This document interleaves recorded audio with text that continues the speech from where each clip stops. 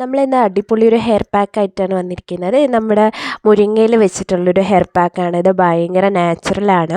അപ്പോൾ ഇതെങ്ങനെ നമുക്ക് ചെയ്ത് നോക്കാം. ഇത് നമ്മളിങ്ങനെ ഇതളായിട്ട് എടുക്കുക. ഫ്രഷ് ആയിട്ടുള്ള ചെറിയ ഇത് മുരിങ്ങയിലാണ് എടുക്കേണ്ടത്. അപ്പോൾ നമുക്ക് നന്നായിട്ടത് വെള്ളത്തിൽ കഴുകിയെടുക്കാം. അതിനുശേഷം നമ്മളൊരു മിക്സീൻ്റെ ഒരു ജാറിൽ നമുക്ക് ഇതൊന്ന് ഇട്ട് കൊടുത്തിട്ട് നന്നായിട്ട് നല്ല പേസ്റ്റ് രൂപത്തിൽ നമുക്കൊന്ന് അടിച്ചെടുക്കാം. അപ്പോൾ നന്നായിട്ട് കഴിച്ചതിന് ശേഷം കുറച്ച് വെള്ളം ആവശ്യമുണ്ടെങ്കിൽ ഒഴിച്ചു കൊടുക്കുക.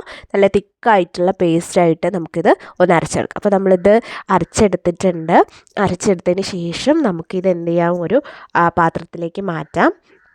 നമ്മളിത് ഡയറക്റ്റ്ലി അപ്ലൈ ചെയ്യരുത്, കാരണം ഇതിൽ അരച്ചെടുത്താണെങ്കിൽ ഒരുപാട് ഇങ്ങനെ തരിതരി പോലുള്ള കണ്ടൻസ് ഉണ്ടാവും. അപ്പോൾ അത് നമ്മൾ ഹെയറിൽ അപ്ലൈ ചെയ്താൽ അതും കൂടെ ഇരുന്നിട്ട് ഹെയറിൽ വേറെ എന്തെങ്കിലും പ്രശ്നങ്ങൾ അത് ഉണ്ടാവാം. ചിലപ്പോൾ കഴുകിയ നേരെ പോകണമെന്നില്ല.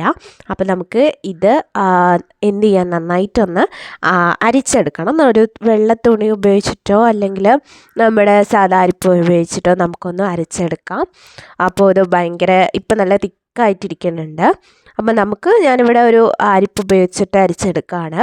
അപ്പോൾ ഇതിങ്ങനെ അരിച്ചെടുത്തിട്ട് അതിൻ്റെ ജ്യൂസാണ് നമ്മൾ യൂസ് ചെയ്യുന്നത്. ഇത് പണ്ട് നമ്മുടെ അമ്മമ്മമാരും ഒക്കെ യൂസ് ചെയ്തിരുന്ന ഒരു ഹെയർ പാക്കാണ്. ഭയങ്കര ബെനിഫിറ്റാണ്. നമുക്കറിയാം, ആകെ ഒരൊറ്റ ഇൻഗ്രീഡിയൻസ് മതി. ഇതിൽ വേണമെങ്കിൽ നമുക്ക് വേപ്പിലേക്ക് ആഡ് ചെയ്യാവുന്നതാണ്. ഞാനിപ്പോൾ ഇവിടെ മുരിങ്ങയില മാത്രമേ എടുത്തിട്ടുള്ളൂ. അപ്പോൾ ഇതിങ്ങനെ അരിച്ചെടുക്കുമ്പോൾ അതിൻ്റെ ജ്യൂസ് മാത്രമായിട്ട് കിട്ടും. അപ്പോൾ പിന്നെ വേറെ പ്രശ്നങ്ങളൊന്നുമില്ല. അപ്പോൾ നമ്മൾ ജ്യൂസ് നന്നായിട്ട് അരിച്ചെടുക്കുന്നുണ്ട്.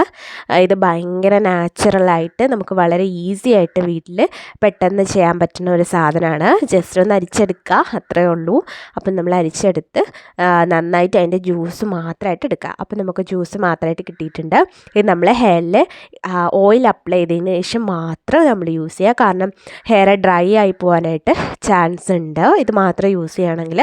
അപ്പോൾ നന്നായിട്ട് ഇപ്പോൾ നമ്മൾ നല്ല ഫ്രിസി ആയിട്ടുള്ള ഹെയറാണ് നമുക്ക്. എന്നിട്ട് ഇതിലേക്ക് എന്ത് ചെയ്യാം, നമ്മുടെ ഈ ഒരു സെറം അപ്ലൈ ചെയ്ത് കൊടുക്കാം.